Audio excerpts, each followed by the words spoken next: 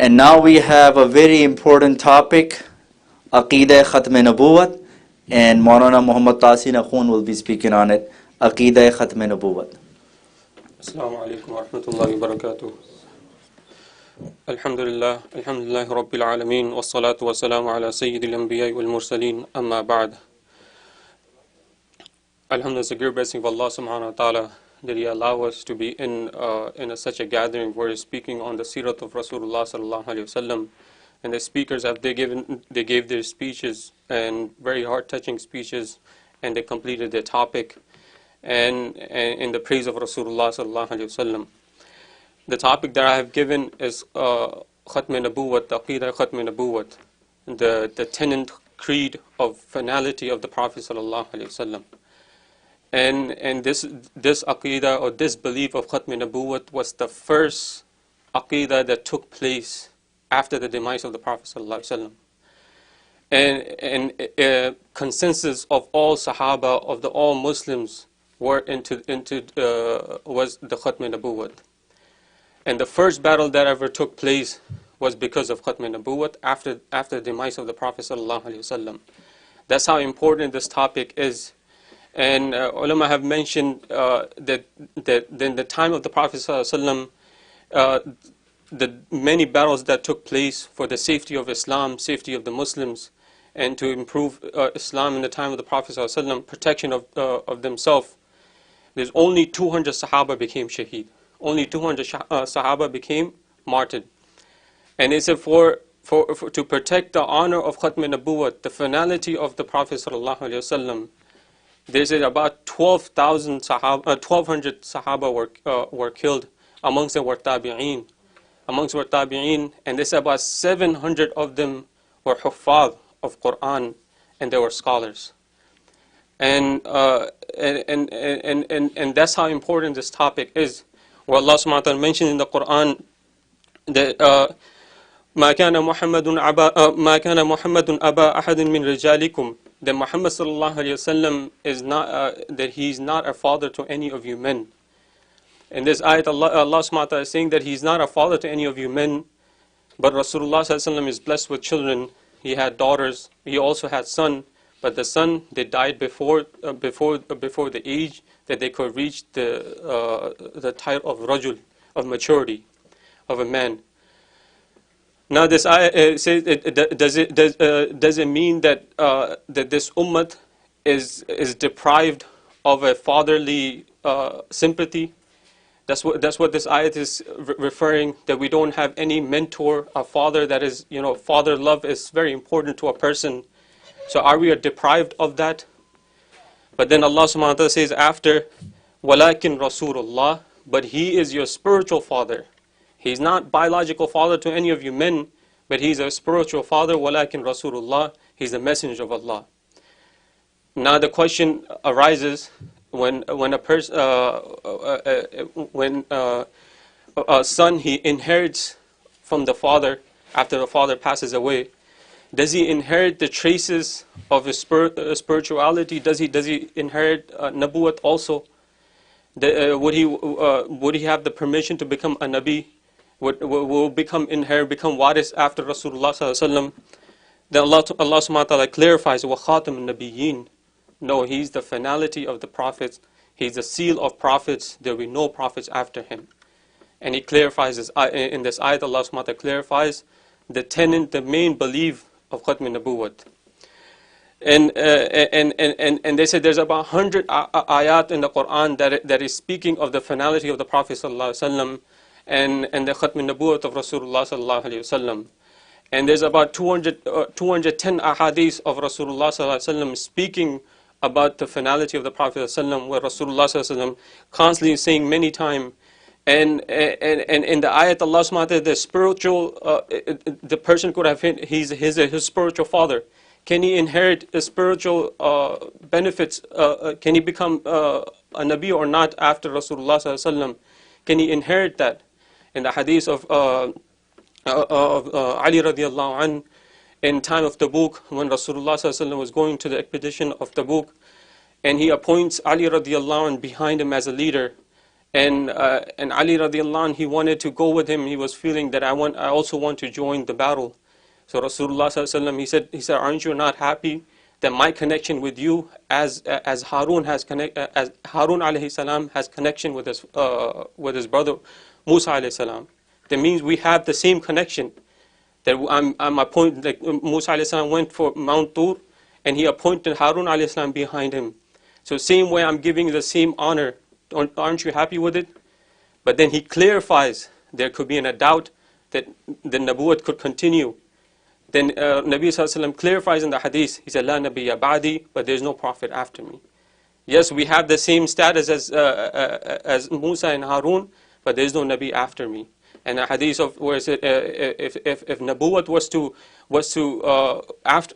was to be continue after me, would be given to Umar bin Khattab, means and the doors of Nabuwat have ended and has been closed. And I'll mention some of the incident of the Sahaba. There's people that in the Rasulullah sallallahu alaihi wasallam also mentioned there are going to be 30 kadhab and dajjal who are going to claim Nabuwat.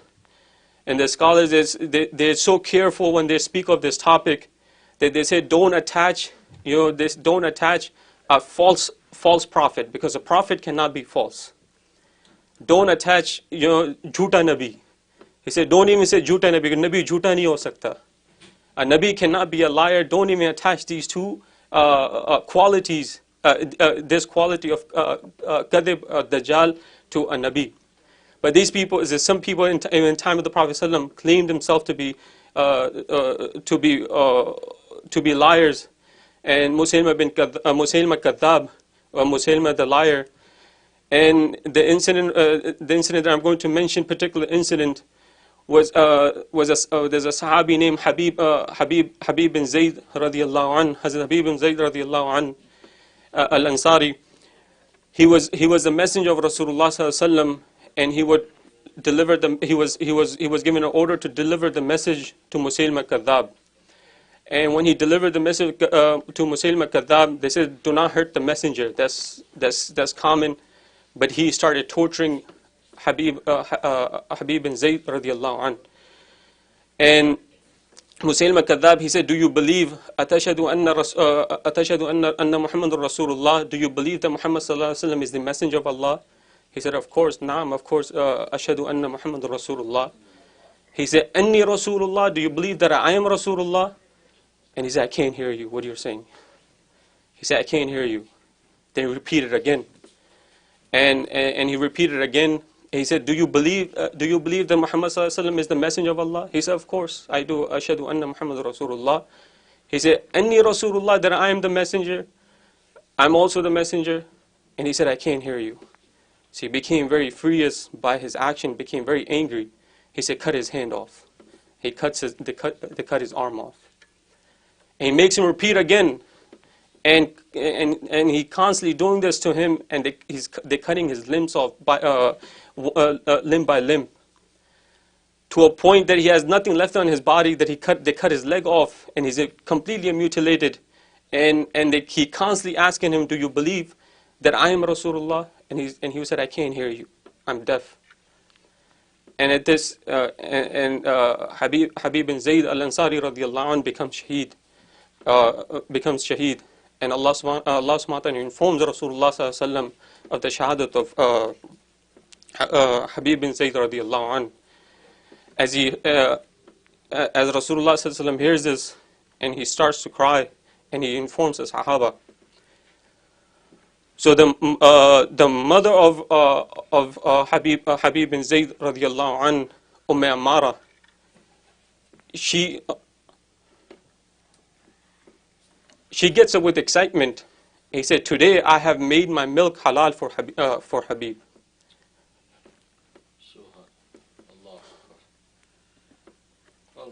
She gets up with excitement that he said, today I made my milk halal for Habib. For this day I have invented this individual, and I have given birth to this individual. And she makes an oath that I'm going to be the one that is going to kill Musaylima kadhab. And that's what happened when the battle of Yamama took place. And one of the strikes that took place of the sword was Ammara, the mother of Zayd, Habib bin Zayd radiallahu anh. And of course, Wahshi bin Harb radiallahu anh was one of them who threw the spear, and both of their strike were hit at the same time. One person struck with the sword, other threw the spear, and both of their strikes were at equal time.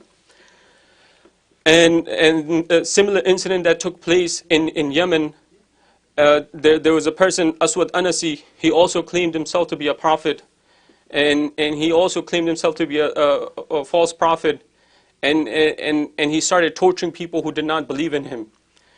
And there was a person, there was a tabi'i by the name of Abu Muslim al-Khawlani, radiyallahu anh, and he would speak against Aswad Anasi, and when he would speak against him, and he would one day he got hold of him, and he said, do you believe in Rasulullah sallallahu alaihi wasallam? He said, of course, ashhadu anna Rasulullah. He said, but do you believe he did the same thing what the Musaylimah Kadhab have done? And he made him repeat over and over, and to a point he became so furious, he said, you know what, ignite a fire. A huge fire was ignited, and he said, throw this individual into this fire. And Abu Muslim al-Khawlani was thrown into the fire, and he comes out of the fire without any harm, just like Ibrahim alayhi salam. And as he comes out, but it became so tough on him, so the people of Aswad Anasi decided to exile this individual from Yemen, because it would cause distress into their control mindset that they had.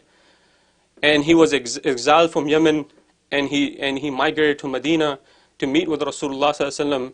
As he gets to Medina, and he finds out that Rasulullah sallallahu alaihi wasallam have already passed away a few weeks back.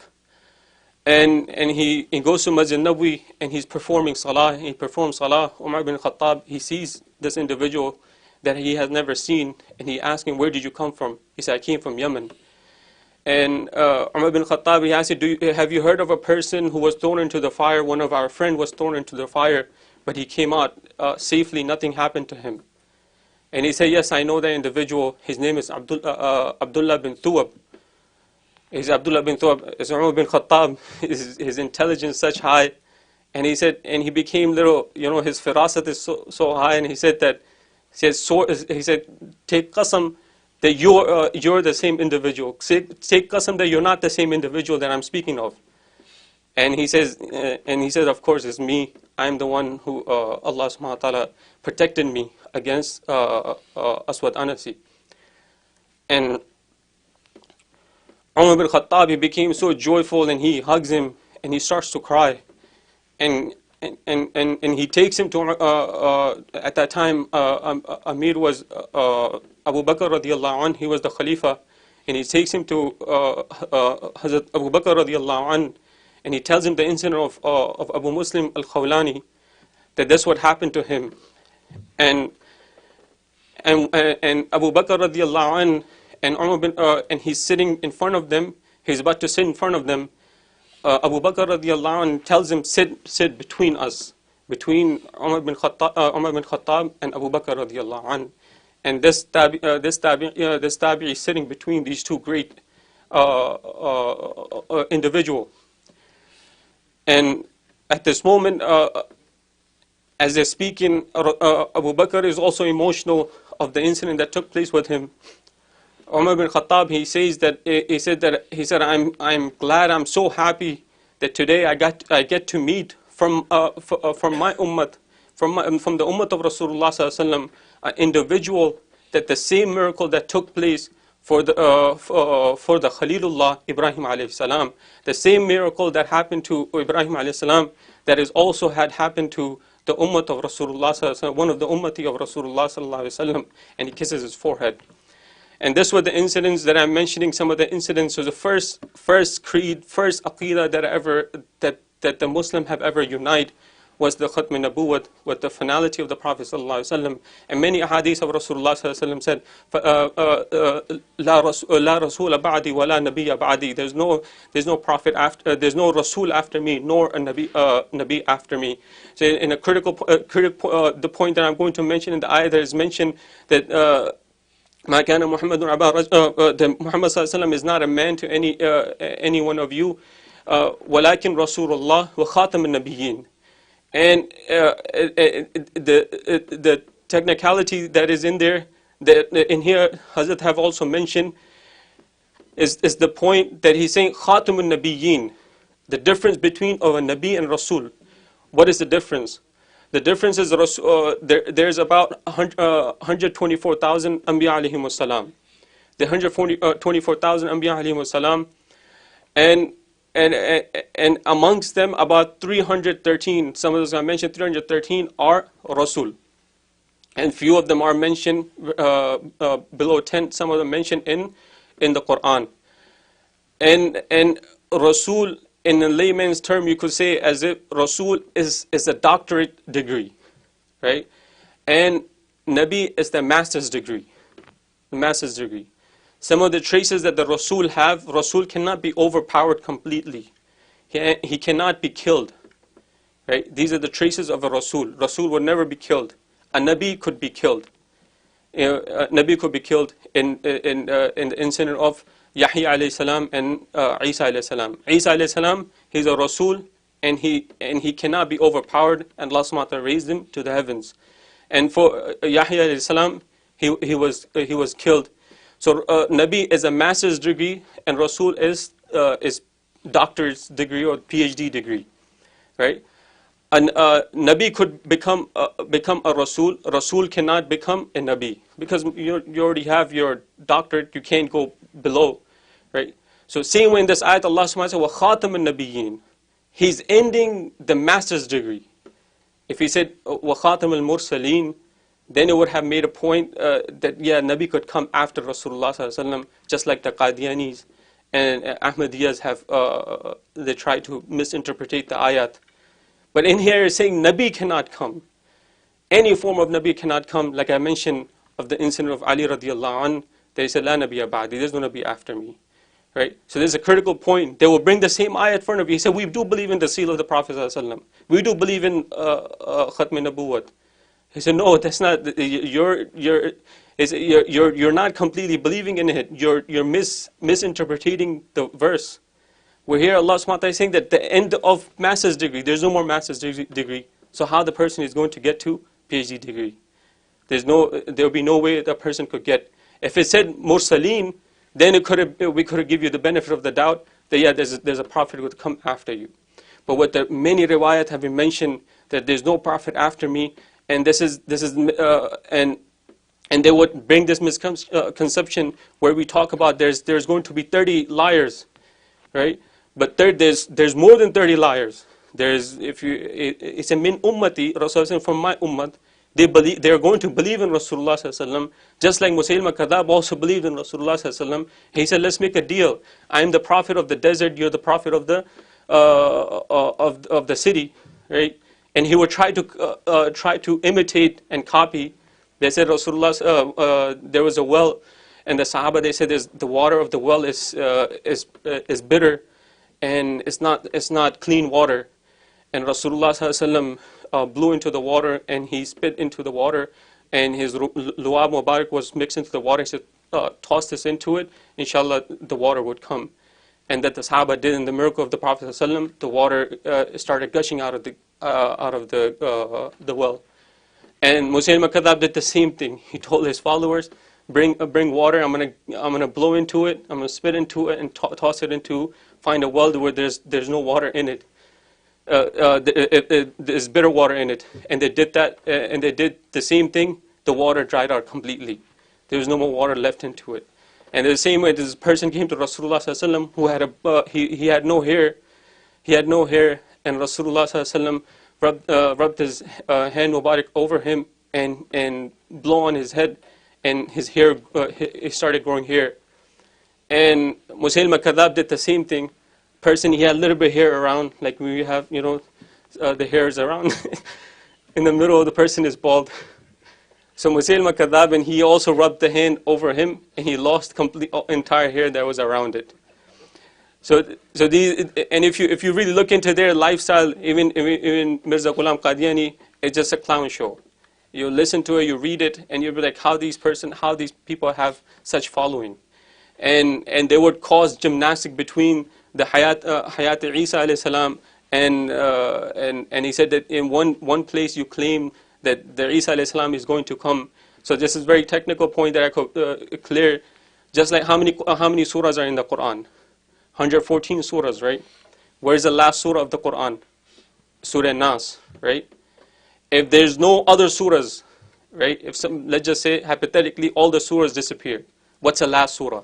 It's still going to be Surah Nas, right? Unless someone brings a 15 surah, 115 surah, then it's questionable, right? Then we're going to say no, this is fabricated, right? So same with Rasulullah, from Adam alayhi salam to Rasulullah sallallahu alaihi wasallam, the first prophet to the last prophet, right? The numbers of Anbiya alayhi salam would not change, right? Even if all the Anbiya alayhi salam were alive and Rasulullah sallallahu alaihi wasallam existed, but he'd still be the final prophet. But there'll be no birth of a new prophet after Rasulullah sallallahu alaihi wasallam. Just like Surah Nas is always going to be the final surah, 114 surah. There's no going to be additional surah after it. Just like this, if Isa alayhi salam comes back, it doesn't change the numbers of Anbiya alayhi salam. It still be 124,000 Anbiya alayhi salam. There will be no addition to 125,000 Anbiya. So same if all the Anbiya alayhi salam were alive, there still be the finality of the Prophet ﷺ would not change. But if you put additional, they'll be considered Dajjal and Kadhab, and they're supported by the movement that we all know, the Zionist movement, and which is, Shaitan also needs to get his evaluation and his work needs to be spread, and that's what's happening to them as well. They're getting supported by that, and the reason I'm mentioning this topic, because once I started studying, like my grandfather Maulana Yusuf Ludhianwi rahimahullah, and many of their works, you see, it just makes you understand and makes you realize that how much we have left our akabir, how much we have left the work of Rasulullah sallallahu alaihi wasallam and the akabirin, that we don't know how much sacrifice they have done for countries, like in midst of their enemies, midst of such hardships, and still they fought for the deen of Allah subhanahu wa ta'ala. They didn't get anything out of it. They weren't given any wealth out of it. They weren't given any position into this world, but they made the effort to protect the honor of Rasulullah sallallahu alaihi wasallam, especially the finality of the Prophet sallallahu alaihi wasallam. May Allah allow us to follow the same footsteps of our akabir and the Sahaba ajma'in, who fought and shed their blood for the finality and Khatm Nabuwat of Rasulullah sallallahu alaihi wasallam. Wa aqulu down. Alhamdulillah Rabbil Alamin. MashaAllah, thank you very much, Maulana Tasin Akhoon. Very important topic and very beautifully explained. We are very delighted to hear this topic from him, because his grandfather, our Dada Pir, Hazrat Maulana Yusuf Ludhianwi Shaheed Rahmatullah Alayh, was the biggest advocate and defender of this Aqeeda. Very delighted to hear the same topic, and he would get his tawajjuhat, and we make dua that Allah aid him and assist him and give him more tawfiq, increase his ilm in this topic of Aqeeda Khatm Nabuwat, and take his great work on this Aqeeda. Ameen ya Rabbil Alameen.